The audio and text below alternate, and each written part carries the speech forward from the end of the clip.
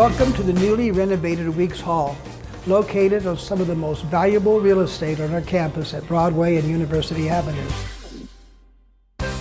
Constructed in 1957 as a women's dormitory and named after Margaret Weeks, who was the dean of the School of Home Economics from 1925 to 1950, this building has sat vacant for more than 30 years. With limited space available for construction in the heart of our campus, this renovation project became vital to address a critical shortage of office space for faculty, staff, and student services. With funds allocated through the Higher Education Fund and approved by the Board of Regents, this facility officially opened in the fall of 2020.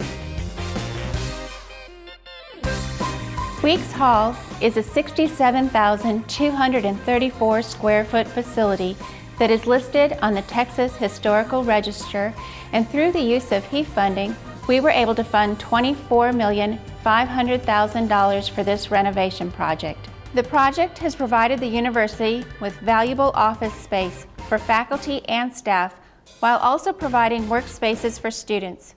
Its communal and open concept was designed to enhance collaboration and open communications.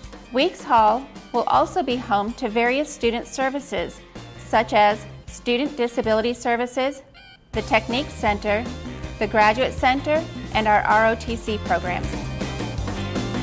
The project scope for Weeks Hall included tying the utilities back to the central heating and cooling plant, which allowed us to use the more cost-saving and efficient chilled beam system to heat and cool the building.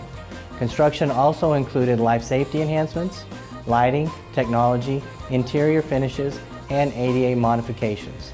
On the exterior of the building, we are able to increase the ADA surface parking and update landscape enhancements with outdoor gathering spaces and a service dog relief area. The public art piece for this project is located along University Avenue and is a feature created by Elon Averbach and is named As Far as the Eyes Can See. Construction on this project began in September 2018 and was completed in fall 2020.